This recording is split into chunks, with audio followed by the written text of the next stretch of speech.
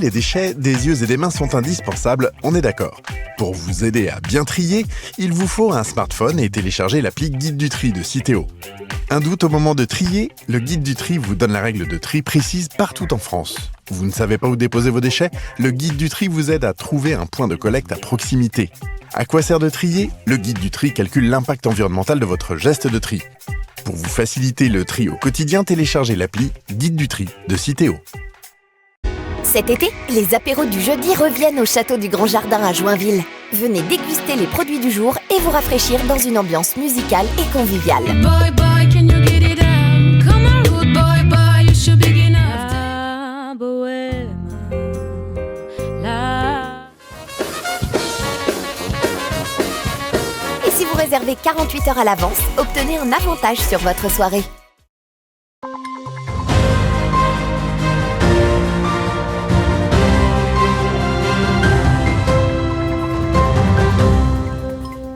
Bonsoir à tous et bienvenue dans votre 15 minutes info du 28 juin 2022. Tout de suite, les titres de cette édition.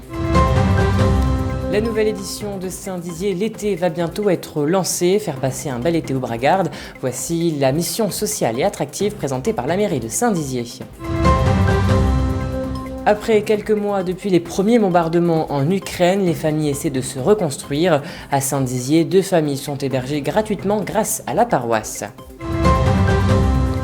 Le prix de la baguette a augmenté de 20 centimes en 20 ans, une hausse qui déplaît aux consommateurs. Ce week-end marquait la clôture du tour de la Haute-Marne des sapeurs-pompiers qui récoltaient des fonds pour l'œuvre des pupilles. Et voilà pour les titres. Faire passer un bel été aux Bragards, qu'ils partent ou non, voici la mission sociale et attractive présentée hier par la ville de Saint-Dizier ainsi que les responsables de la jeunesse. Avec la nouvelle édition Saint-Dizier l'été, c'est une offre complète pour toute la famille qui a été dévoilée. Pour les enfants de 6 à 13 ans, avec le retour du dispositif Anime tes vacances, mais aussi pour les ados avec des offres, des sorties d'activités indoor. Rendez-vous au pied des remparts tous les après-midi en semaine, du lundi 11 juillet au vendredi 29 juillet et grâce au tissu associatif et sportif local, vous pourrez vous initier au foot et au beach volley ou encore profiter des trampolines et des jeux d'eau. Les artistes dans l'âme pourront eux s'exercer au site de la maison. Écoutez. On est dans une période où, avec tout ce qui se passe dans le monde, ce qu'on vient de vivre, on est un petit peu recentré. On souffre un peu de ces crises et du manque de sociabilité. Pour les jeunes, c'est important de pouvoir leur permettre de vivre tout ça. Le Pass Été Jeune, c'est un dispositif qui est proposé par le service Enfance et Famille.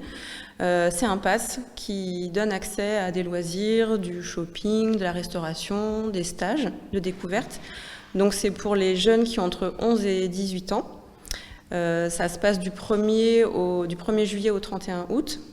Et en fait, avec l'achat de ce pass, donc qui coûte 15 €, les jeunes ont accès à un certain nombre de loisirs, d'entrées gratuites. On veut montrer à travers Saint-Dizier l'été qu'on ne s'ennuie pas à Saint-Dizier durant l'été. Ceux qui ne partent pas en vacances, mais ceux qui partent aussi, parce qu'on ne part pas tous au même moment. Et c'est une offre complète d'animation au pied des remparts. On a aussi le pass été, on a plein d'activités proposées sur le territoire. Il faut juste, et c'est à travers cette conférence de presse, j'ai voulu mettre l'ensemble des acteurs de la collectivité autour de la table pour montrer qu'il y en a pour tous les âges. Et à noter également la mise en place d'un livret séjour été qui est une incitation aux colonies de vacances par une aide financière de 100 € par enfant pour les familles en ayant besoin. Et toute autre chose à présent, le diocèse de Langres, avec l'aide de la préfecture de la Haute-Marne et de la paroisse de Saint-Dizier, ont proposé à 2 familles ukrainiennes d'être logées gratuitement dans la ville bragarde. La maison diocésaine de Saint-Michel, située à Saint-Dizier, a donc été réaménagée durant plusieurs semaines pour accueillir dans de bonnes conditions les 2 mères de famille et leurs enfants. Arrivés en France le 18 mars dernier, ils peuvent apprendre le français et bénéficient de plusieurs aides en attendant un éventuel retour en Ukraine. À l'heure actuelle, une grosse partie de leur ville d'origine a été détruite. Alison Godefroy et Meg Veillard sont allés à la rencontre de ces 2 familles pour recueillir leurs témoignages. Écoutez. Arrivée le 18 mars en bus avec un sac à dos, cette famille ukrainienne a vécu les bombardements en direct. Une grosse partie de leur ville, appelée Borodyanka, en Ukraine, a été détruite. Toutefois, leur maison est encore debout. Accueillie précédemment par une famille française, aujourd'hui, cette femme vit ici avec son enfant. Son mari, lui, est resté au pays. L'objectif de la famille, protéger le petit.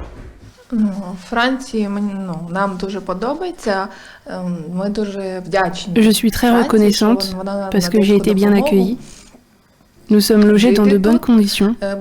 Nous bénéficions de plusieurs aides, telles qu'une carte ADA et une aide alimentaire.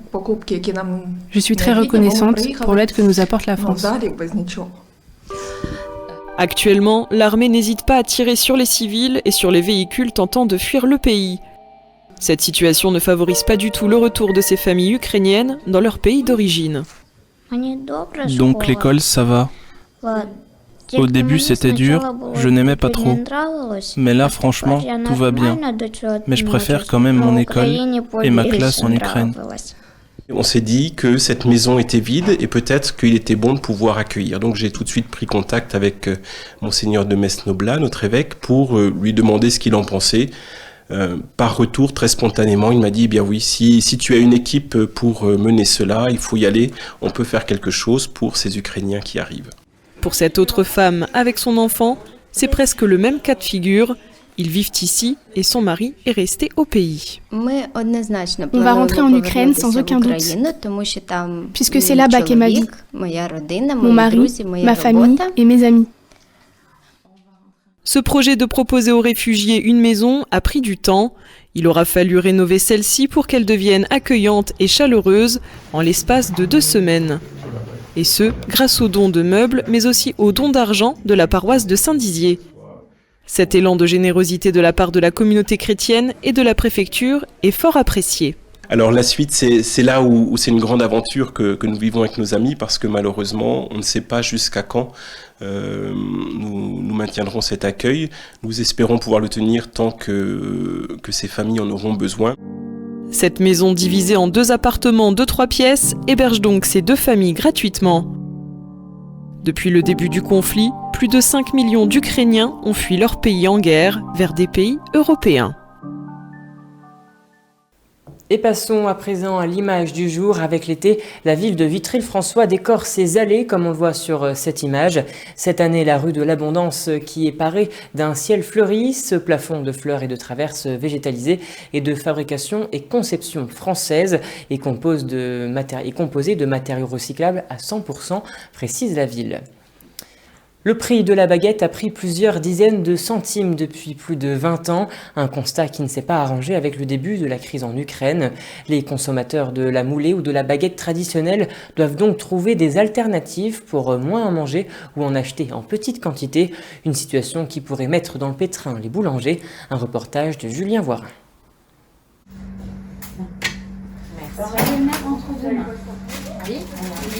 C'est un geste simple. Pourtant, aller chercher son pain dans une boulangerie est devenu une épreuve. Le coût d'une baguette a augmenté de 23 centimes en 20 ans selon l'INSEE.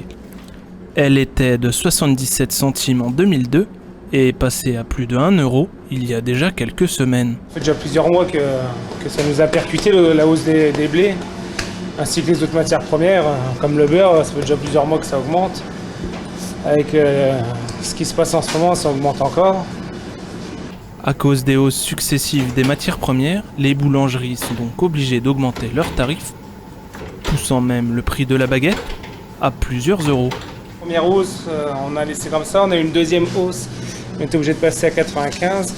Et là on a encore une hausse début juillet, donc on était passé à 1 euro avant la hausse. Et là avec la hausse, on ne pourra pas augmenter en service la baguette à 1,30 €.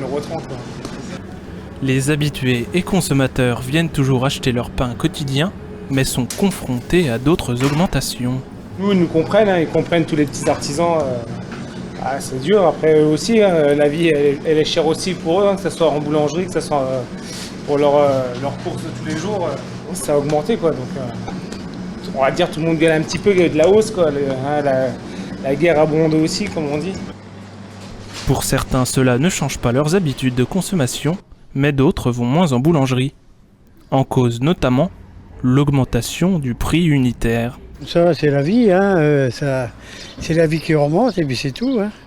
Le prix du blé, c'est tout ça. Ça empêche d'aller dans les boulangeries, justement, on va où c'est un peu moins cher, quoi. On est comme ça, on cherche les promotions, on cherche toutes ces choses-là, où ils font du pain en promotion.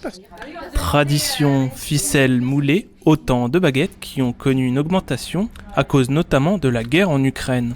Les boulangers et les consommateurs devront donc trouver des solutions pour ne pas que la baguette soit indigeste pour eux.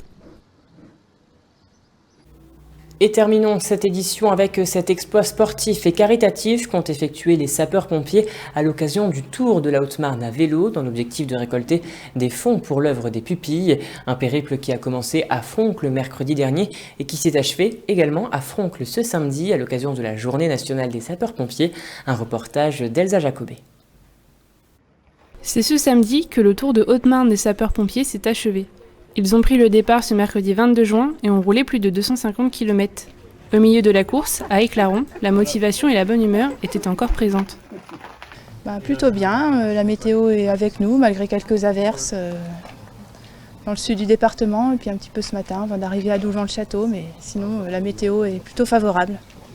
Leur arrivée était prévue au congrès départemental des sapeurs-pompiers de Haute-Marne à Froncles, afin de rendre hommage aux soldats du feu, mais aussi à l'association L'œuvre des pupilles. Le cœur de métier des sapeurs-pompiers, c'est l'œuvre des pupilles. Donc, je suis vraiment très satisfait que l'œuvre des pupilles soit mise en avant aujourd'hui. Donc, le projet de Sébastien Demange me tenait également à cœur. Je sais déjà qu'on le renouvellera l'année prochaine. Alors peut-être mieux organisé ou de manière un peu plus participative. Mais pour moi, c'est quelque chose de très satisfaisant. Pour les sapeurs-pompiers, cette course était aussi un moyen de se surpasser.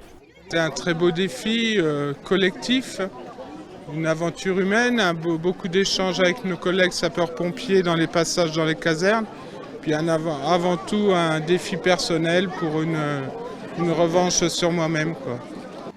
Au programme de la journée, exposition de véhicules et démonstrations, cérémonie, défilé motorisé et remise de médailles. Médailles des plusieurs personnes, donc il y aura les anciens médaillés, plusieurs dans leur fonction de sapeurs-pompiers, et également des médailles de l'union départementale des organisateurs, donc également moi, le chef de centre de Froncles et les deux présidents de l'amicale des sapeurs-pompiers.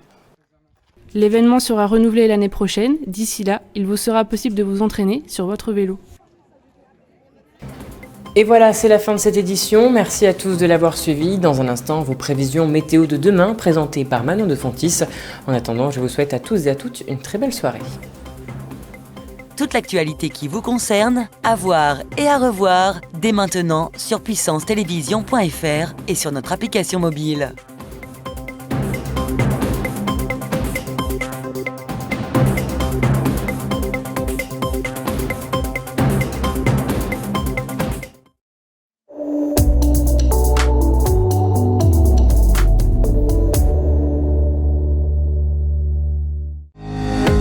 Bonsoir à toutes et à tous. Demain, le ciel sera voilé sur la côte bretonne, tandis que le soleil brillera sur la Corse et le sud-est du pays. Partout ailleurs, des nuages pointeront leur bout de leur nez au cours de la journée. Côté Mercure, comptez le matin 13 degrés de minimale à Paris et 21 degrés de maximale à Bastia.